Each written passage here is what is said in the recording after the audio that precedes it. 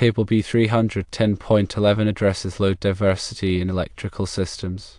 To understand it, you have to know the variables N and E within the context of the formula presented in the table, which calculates stress reduction. N represents the number of identical components that are acting simultaneously, such as 2 pumps or 3 fans running at the same time. E signifies the number of equally loaded, identical components. An example would be 4 pumps or 6 fans all operating under similar load conditions. The formula itself, stress reduction equals 1 minus the square root of N divided by E, is central to understanding the table. Let's break down how this formula works under different conditions. Firstly, consider the scenario where N equals E. This implies that all components are acting simultaneously and are equally loaded. In this case, the stress reduction would be calculated as 1 minus the square root of N divided by N. Since N divided by N equals 1, the equation simplifies to 1 minus the square root of 1, which is 1 minus 1, resulting in 0.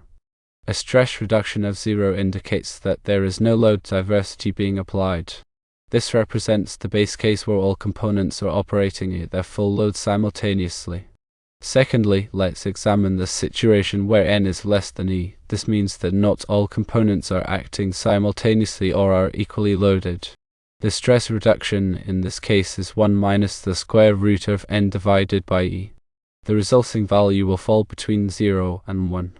This value represents the allowed reduction in stress due to load diversity.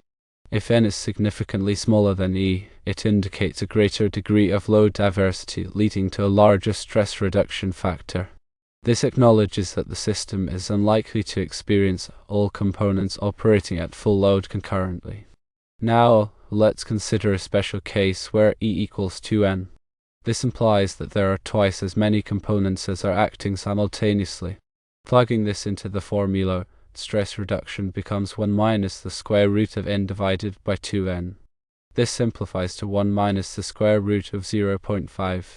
The square root of 0.5 is approximately 0.707. Therefore, stress reduction equals approximately 1 minus 0.707, resulting in 0.293. This means that if the total number of components is twice the number operating simultaneously, the stress is reduced by approximately 29.3% due to load diversity.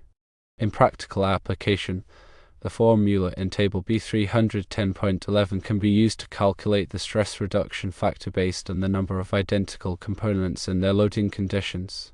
The allowable stress values in relevant codes can be multiplied by the stress reduction factor to determine the maximum permissible stress for the system.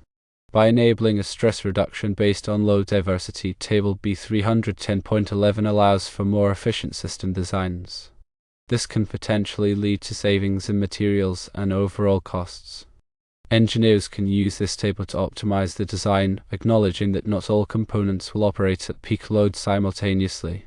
Understanding the relationship between N and E is essential for proper application of the table. Keep in mind that accurate assessment of actual operating conditions is crucial. Overestimating diversity may lead to unsafe designs, while underestimating it may result in unnecessarily expensive designs. The numbers used in the example calculation will be dependent on how the electrical components are used, and the calculation may need to be revised to ensure compliance with the electrical codes.